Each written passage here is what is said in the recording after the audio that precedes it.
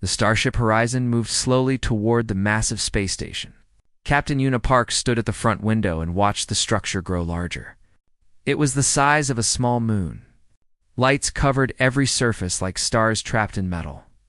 This was Eternal Accord, the home of the Galactic Council.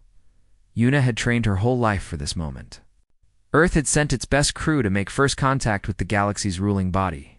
Behind her stood Lieutenant Tae Kim, a tall man with sharp eyes who never seemed to relax. Dr. Hanacho checked her translation devices one more time. Specialist Jun Lee monitored the communication channels from his station. "They are scanning us," Jun said. "Every system. Every weapon. Every life sign." "Let them look," Una replied. "We have nothing to hide." The docking procedure took almost an hour. When the doors finally opened, Una led her team into a massive hallway. The ceiling rose so high that clouds actually formed near the top. Aliens of every shape and size walked past them. Some had scales. Some had fur. Some floated in the air. Some had no shape at all. A creature with silver skin and 4 arms approached them. Its face was smooth except for 2 large black eyes. "I am Counselor Veth," it said. "High Speaker of the Galactic Council. You are the humans." "Yes," Una said. "I am Captain Una Park. We come in peace on behalf of Earth." Veth made a sound that might have been laughter. "Peace, yes. All new species say this. Come, the Council's waiting." They followed Veth through endless corridors. Other aliens stopped to stare at them. Some pointed. Some whispered. Una noticed that most of them seemed curious but not impressed. To them, humans were just another primitive species crawling out of their home planet. The council chamber was a massive circular room. Representatives from 47 species sat in floating platforms that rose in layers around a central stage. Una and her crew were led to this stage. They stood under the gaze of the entire galaxy. Counselor Veth floated to a higher platform and addressed the assembly. "We welcome the humans of Earth. They are the newest species to achieve interstellar travel. As is custom, they will be placed under council protection as a minor species." A ripple of sounds passed through the chamber. Agreement, dismissal, boredom. Una kept her face calm, but inside she felt the sting of their attitude. Humanity had worked so hard to reach the stars. These beings treated it like a child learning to walk. Dr. Hannah stepped forward and gave Earth's formal greeting. She spoke of humanity's hopes for friendship and cooperation. She spoke of their desire to learn and share knowledge. The council listened politely, but without interest. When Hannah finished, an alien that looked like a pile of moving stones asked, "What do humans offer the galaxy?" "Our creativity," Hannah said.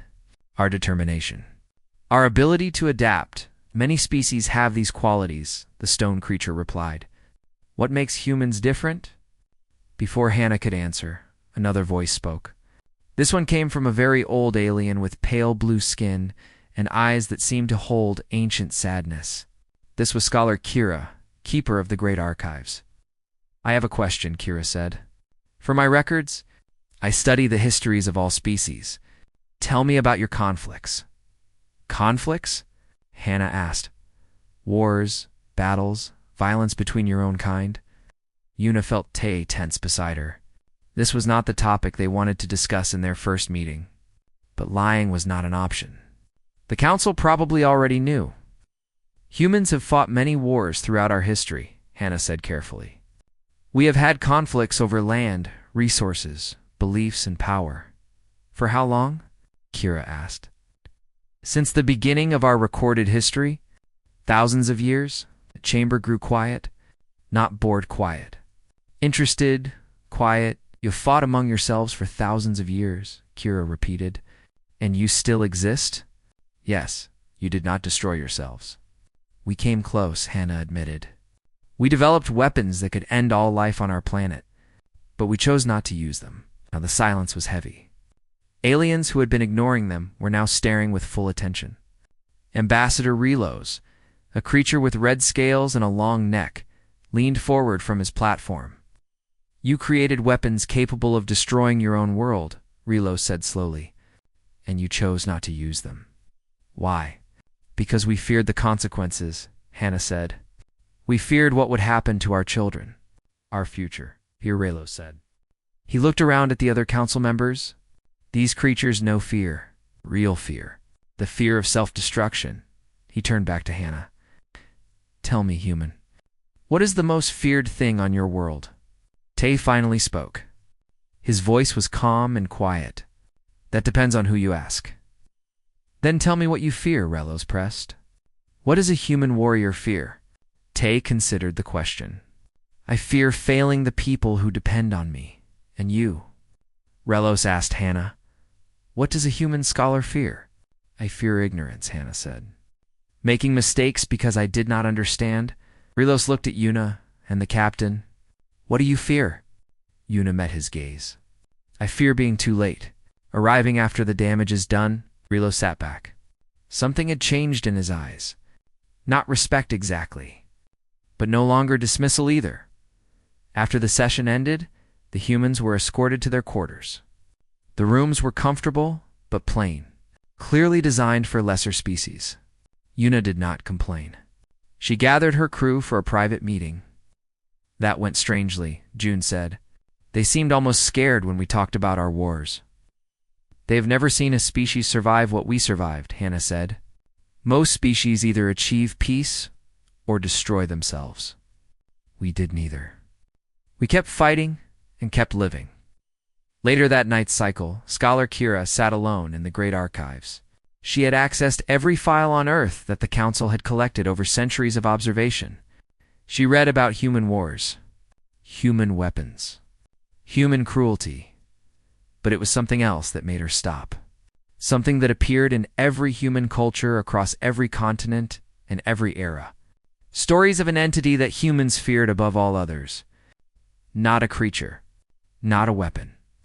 Something else entirely. Kira stared at the images on her screen. Her 3 hearts began to beat faster. What are you? She whispered to the darkness. The darkness did not answer. But somewhere, across the cold void of space, something old and patient felt the attention. And it smiled. Scholar Kira had not slept in 3 cycles. Her species needed rest like all living things, but she could not stop reading. The archives contained billions of files from thousands of worlds, and she had read many strange things in her long life. But nothing like this. She sat surrounded by floating screens. Each one showed images from Earth, paintings, carvings, photographs, digital art. All of them showed the same thing. A tall figure in dark robes, a face of bone, empty eye sockets that somehow still seemed to see, and in its hands, a long curved blade. Every human culture had this image. The details changed. Sometimes the robes were black, sometimes gray. Sometimes the figure was male, sometimes female. Sometimes it had wings. Sometimes it rode a pale horse, but the core was always the same. A being that came for humans when they died. Kira had studied hundreds of species. All of them had concepts of death. All of them had rituals and beliefs about what happened after life ended. But no other species had done what humans did. No other species had given death a face, a name, and a personality. She pulled up a list of names humans used for this entity. Grim Reaper, Shinigami, Azrael, Thanatos, Santa Morte. The list went on and on. Hundreds of names across thousands of years. You talked to it? Kira whispered in horror. You actually talked to it. She found stories where humans bargained with the entity. Stories where they played games with it. Chess, cards, riddles. Stories where humans tricked it, cheated it, escaped from it, and even defeated it. This was madness. This was impossible. And yet the evidence was everywhere. Kira requested an emergency meeting with Elder Numa. The Elder was the oldest living member of any council species. He had seen empires rise and fall. He had witnessed events that younger beings considered myths. If anyone could explain this, he could. Meanwhile, Captain Yuna noticed the change immediately. The council members who had ignored them yesterday now watched them constantly. Aliens moved out of their way in corridors. Conversations stopped when they approached. Something happened, Tay said quietly as they walked to a diplomatic reception. They are acting like we are dangerous. We are dangerous, Una replied, but they should not know that yet. At the reception, species that had shown no interest in humans now asked careful questions. They wanted to know about Earth, about human culture, about human beliefs. Hannah answered as best she could, but she noticed that her answers only seemed to increase their nervousness. June reported later that their communications were being monitored at 10 times the normal level. Someone had flagged them as a potential threat. But a threat to what? That answer came when Hannah received a private invitation. Scholar Kira requested her presence in a secure chamber in the archives. The message said to come alone. Hannah told Una about the invitation. They agreed that she should go but stay in constant contact, th. Rough a hidden communication device, the secure chamber was deep in the archives. The walls were thick enough to block all signals. When Hannah entered, she found Scholar Kira and Elder Numa waiting for her. Both of them looked at her with something she had not expected to see in alien eyes. Fear. "Thank you for coming," Kira said. "Please sit," Hannah sat. "What is this about?" Kira and Numa looked at each other. Some silent communication passed between them. Finally, Numa spoke. His voice was like dry leaves in wind. "We need to understand something about your species, and we need the truth. Not the polite answers you give the council, the real truth." "I will try," Hannah said. Kira placed a small device on the table. A holographic image appeared. It was a painting from medieval Europe. A skeleton in black robes holding a long scythe, surrounded by dying humans. "Who is he?" Kira asked. Hannah looked at the image. "That is one of our artistic representations of death. The Grim Reaper." "Representation," Numa repeated. "So this is not real?" "It is a symbol," Hannah said. "A way for humans to understand and process the concept of death. We personify abstract ideas. We give them faces and stories. It helps us cope with things we cannot control." Kira pulled up more images. The Japanese Shinigami, the Greek Thanatos, the Angel of Death from many religions. "Every culture on your planet has this," Kira said. "Every single one. Across oceans and continents that had no contact with each other for thousands of years, they all developed the same image, the same entity, the same stories." "Death is universal," Hannah said. "All humans die. It makes sense that we would all develop similar concepts." "No," Kira said firmly. "It does not make sense. We have studied thousands of species. None of them did this. Other species fear death, accept death, or ignore death. But your species has a relationship with death. You bargain with it. You play games with it. You tell stories about defeating it." Numa leaned forward. "Your literature is filled with tales of humans who looked death in the face and refused to go, who fought their way back from the other side, who cheated the collector of souls." "Those are just stories," Hannah said. "Fiction, myths. All myths contain truth," Numa said. "That is something your own species believes. So tell me, human, what truth is hidden in your stories of the Reaper?" Hannah was quiet for a long moment. "I do not understand what you are asking." Kira stood and walked to a large screen on the wall. She activated it. A star map appeared, showing the galaxy as it looked 10,000 years ago. "You call it the Silence," Kira said. "An entity of pure destruction. It appeared from the space between galaxies and began consuming everything it touched. Entire civilizations vanished in days. Species that had existed for millions of years were erased completely. We could not fight it. We could not reason with it. We could only run." The map showed the path of destruction. A line of dead stars and empty planets cutting across the galaxy. "And then it stopped," Kira said. "Right here." She pointed to a small region of space, an unremarkable corner of a minor spiral arm. The location of a small yellow star and a tiny blue planet. "Earth," Hannah whispered. "The Silence moved toward your solar system," Numa said, "and it never came back. We always assumed it simply burned itself out, faded away. But now, I am not so sure." Kira turned to face Hannah. "Now I ask you again, human. Who is the Reaper?" And what did your ancestors do to stop the silence? Hannah stared at the star map. Her mind was racing. This was impossible. There was no way primitive humans could have stopped a force that destroyed galactic civilizations. And yet, somewhere in her heart, in that deep place where humans kept their oldest fears and oldest knowledge, something stirred. Something that had always been there. Something that watched over humanity like a shadow. I do not know, Hannah said honestly. But I think we need to find out. The council chamber had never been so full.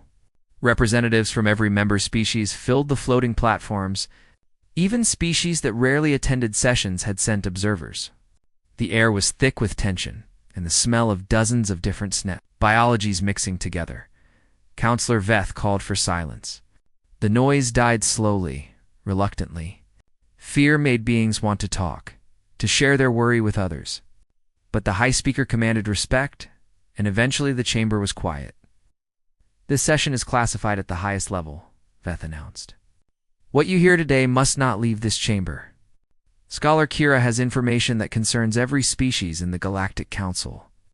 Kira floated to the central stage. She looked tired. The humans were notably absent from the chamber. They had been confined to their quarters for their own protection, according to the official explanation. The real reason was simpler. The council was afraid of them.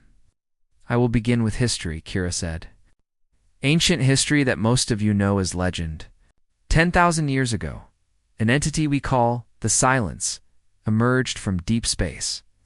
It was not alive in any way we understood. It was more like a force, hunger. It consumed everything. Stars, planets, species, thought itself. Screens around the chamber showed the old records, images of dying worlds. Last transmissions from species that no longer existed. The path of destruction across the galaxy, the Silence destroyed 32 spacefaring civilizations, Kira continued. Billions upon billions of lives. We could not stop it. We could not even slow it down. Our most powerful weapons were meaningless against it. We know this history, General Tobin interrupted. He was a massive creature covered in natural armor. The Silence vanished. It burned itself out. What does this have to do with the humans? I am getting there, Kira said. Please be patient. She pulled up a star map showing the final path of the Silence. The entity moved toward this region of space. A small yellow star with 8 planets. The third planet was home to a primitive species. Creatures that had barely learned to use fire and make simple tools. These were the ancestors of the humans. The chamber stirred. Beings looked at each other with growing unease. As the Silence reached Earth, Kira said.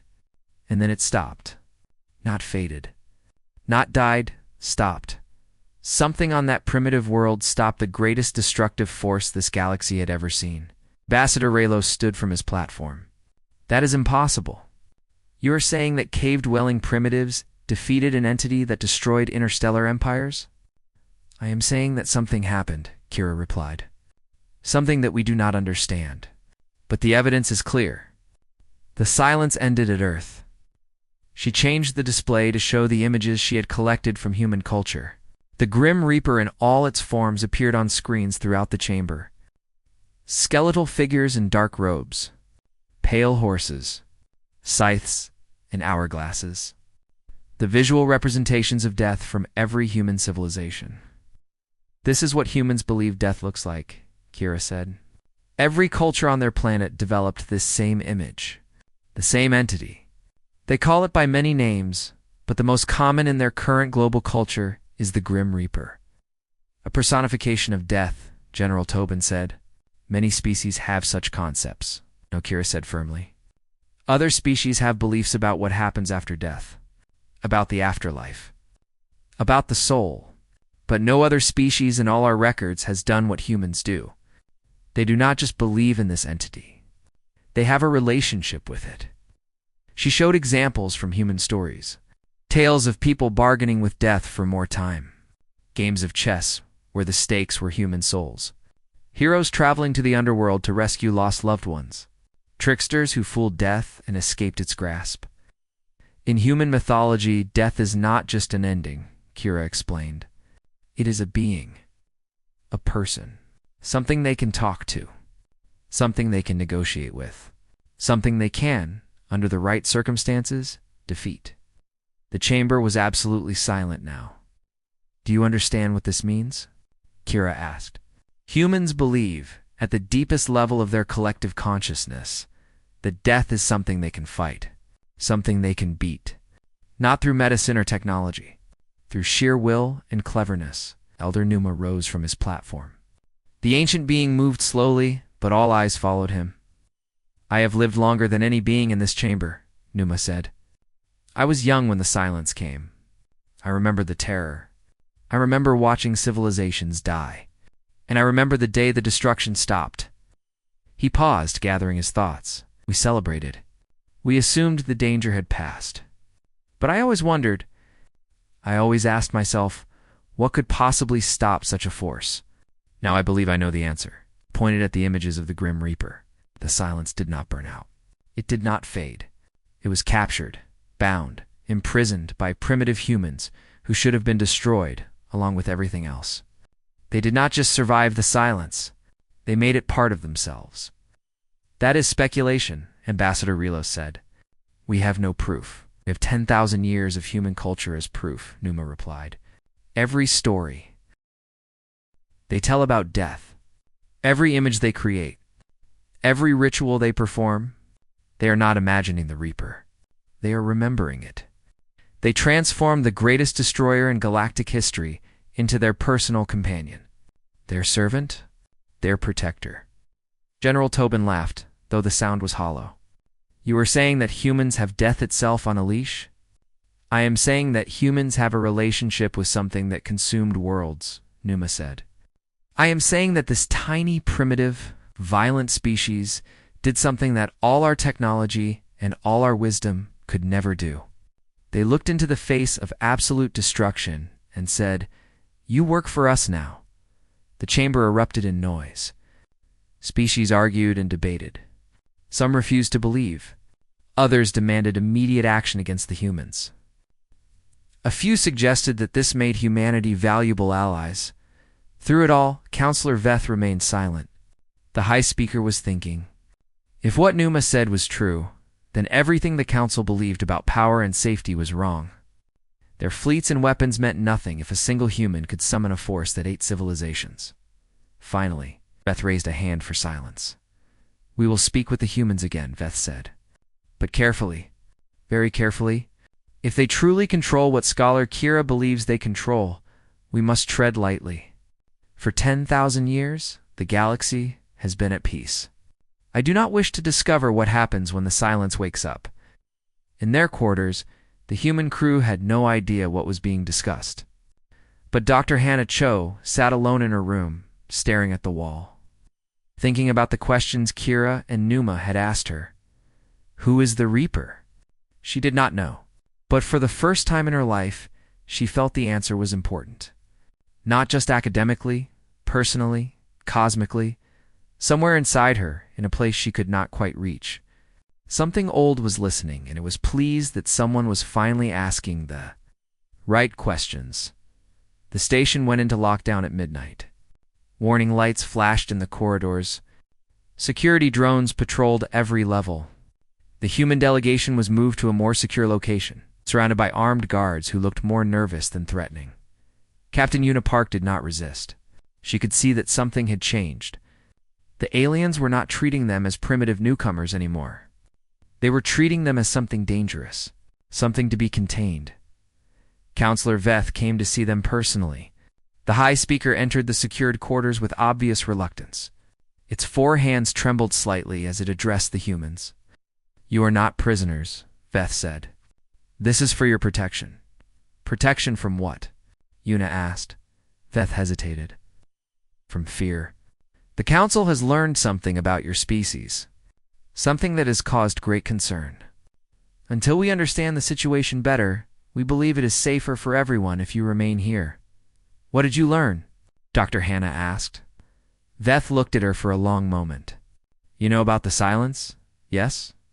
Scholar Kira told you. She told me about an ancient force that destroyed civilizations, Hannah said. She suggested it might have something to do with Earth. It has everything to do with Earth, Veth said. We believe your ancestors did something to the silence.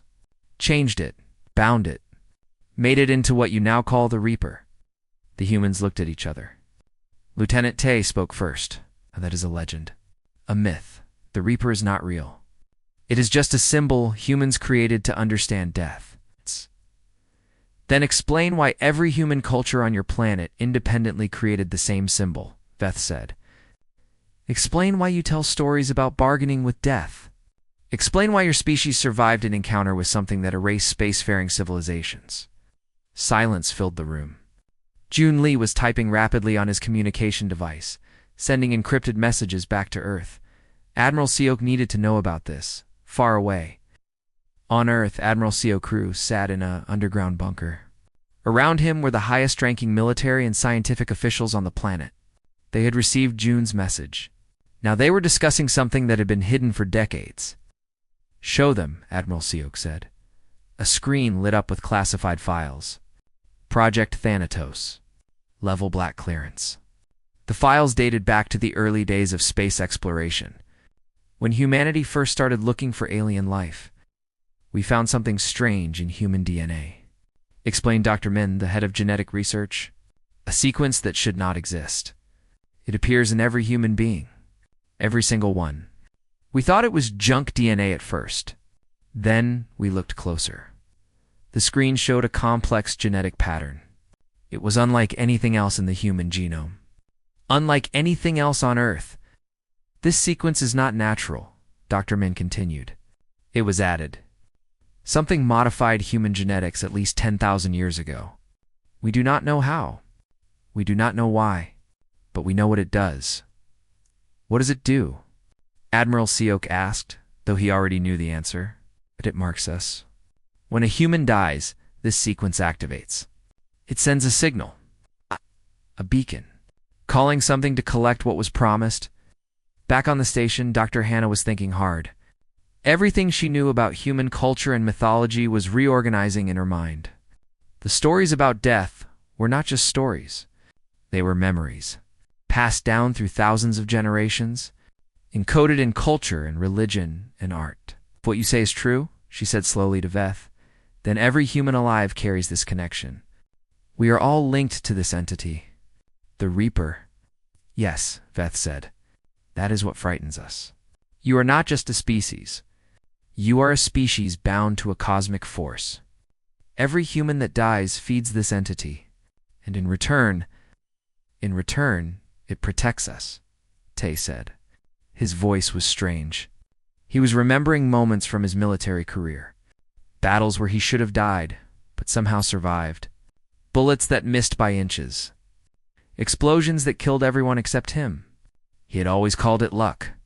Now he wondered if it was something else. Captain Yuna stood and walked to the window. Outside, the station continued its normal operations. Ships came and went. Aliens walked through corridors. But she knew that nothing was normal anymore. Let me understand, she said.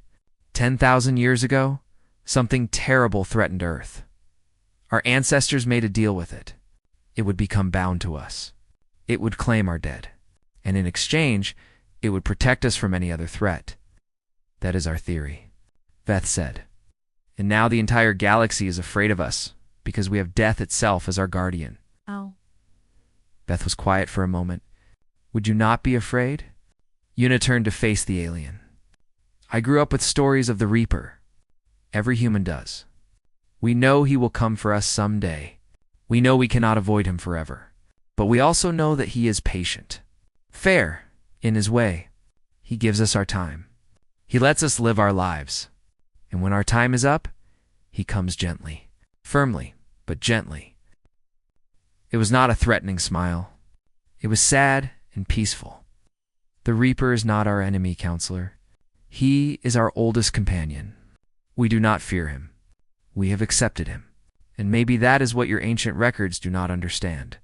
We did not defeat the silence through force. We accepted it. We made peace with it.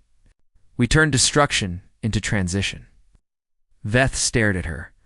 In thousands of years of diplomacy, The High Speaker had never heard anything like this.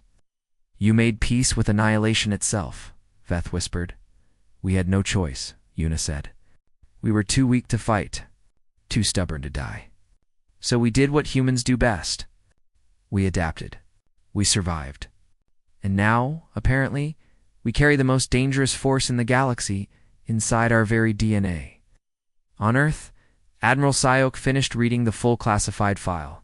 There was one more piece of information that had never been shared with anyone outside this room. "There is a failsafe," he said quietly. "If humanity is ever truly threatened with extinction, the sequence activates in all living humans simultaneously. It summons the Reaper not to collect, but to defend." "Has this ever happened?" someone asked. "Once, during what we call the Black Death, the plague, it killed half of Europe. The sequence began activating. Something started to wake up. What stopped it?" Admiral COK looked at the screen. "Humans stopped it. We found treatments. We survived. The Reaper went back to sleep." He paused. But it was close. Very close. The reports from that era describe shadows moving at the edge of vision. Figures in dark robes seen in every village. The Reaper was preparing to rise and defend his people. Close the file. The galaxy threatens us now, when we are healthy and strong and aware. I do not want to imagine what would happen. The Reaper is patient, but even patience has limits. On the station, June received the encrypted response from Earth. He read it with wide eyes, then handed his device to Captain Una. She read it twice. Then she looked at her crew. "It seems our ancestors made a better deal than anyone knew," she said. "We are not just connected to the Reaper. We are under his protection. Active protection. And if anyone threatens humanity with extinction..." She did not finish the sentence. She did not need to. The Reaper would come. And not to collect souls one by one. He would come to collect everyone who dared harm his people. The alarm came without warning. Every screen on the station flashed red. Every speaker screamed danger. The council chamber emptied as representatives fled to their ships or to emergency shelters. General Tobin reached the command center first. His armored body was built for combat, and he moved faster than beings half his size. The officers on duty were staring at their screens with expressions he had never seen before. "Terror. Absolute terror. Report," he demanded. Long-range sensors detected an energy signature, an officer said. His voice was shaking. "It matches the records from 10,000 years ago. General, it matches the silence." Tobin felt his 3 hearts stop for a moment. "That is impossible." The silence was destroyed, contained. Whatever the humans did to it, it has been quiet for 10,000 years. "This is not the same entity," another officer said. "The signature is similar, but smaller. We believe it is a fragment, a piece that somehow survived. It has been traveling through the void between galaxies, and now it has found us."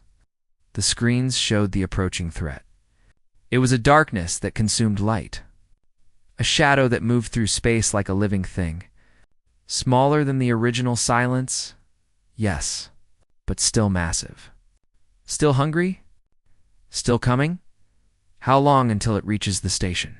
Tobin asked. 6 hours at current speed? Evacuate non-essential personnel. Contact the council fleet. Tell them to mobilize everything we have. But even as he gave the orders, Tobin knew it would not be enough. Their weapons had been useless against the silence before. They would be useless now.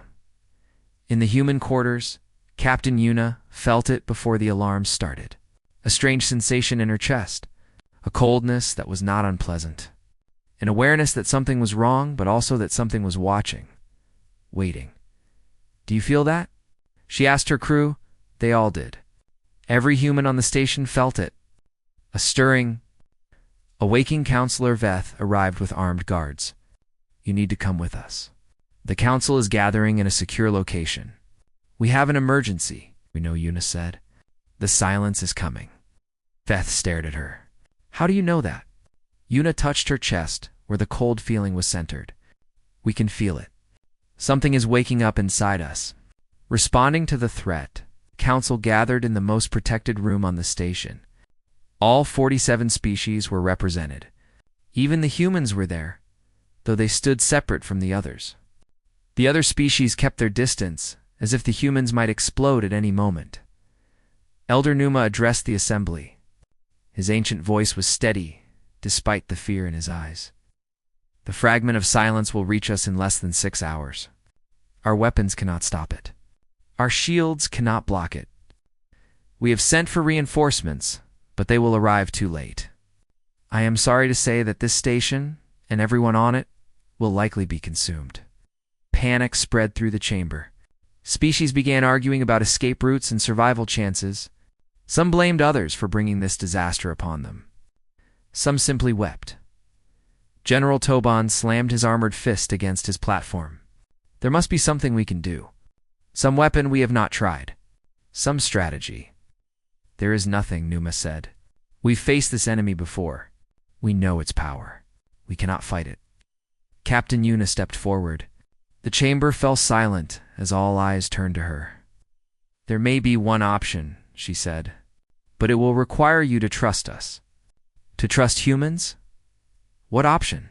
Beth asked. Yuna looked at her crew. Tay nodded. Hannah nodded. June nodded. They understood what she was about to propose. They were afraid, but they were ready. Let us talk to it, Yuna said. To the silence, or rather to the part of it that lives inside us. Numa leaned forward.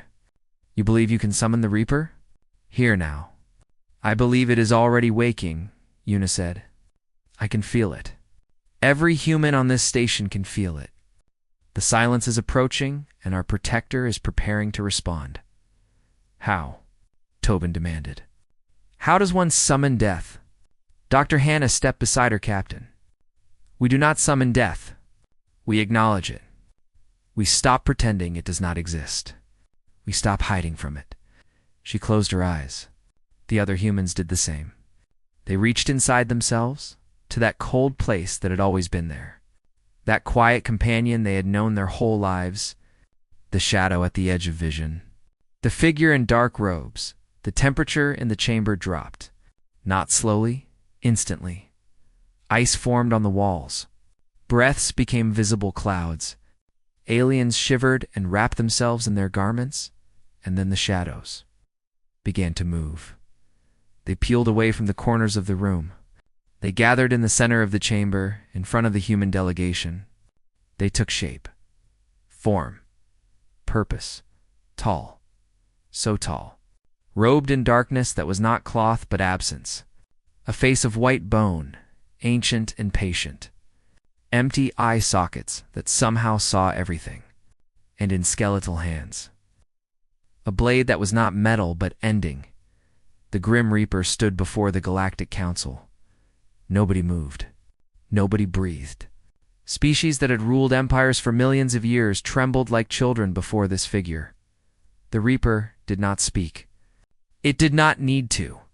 Its presence was communication enough.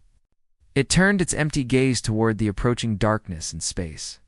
The fragment of silence. The piece that had escaped the original binding. The Reaper moved, not walked. Not flew. Simply moved. One moment it was in the chamber. The next it was gone. Outside the station. In the void of space, moving toward the approaching threat. Every screen on the station showed. What happened next? The fragment of silence was massive. Larger than most planets, it consumed light and energy and matter. It had destroyed 100 ships on its way to the station. It was unstoppable, until now. The Reaper raised its blade. A blade that cut concepts. A blade that ended things. The fragment of silence screamed.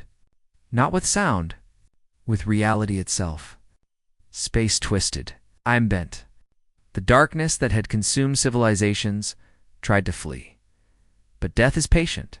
Death is inevitable. Death cannot be escaped. The blade fell.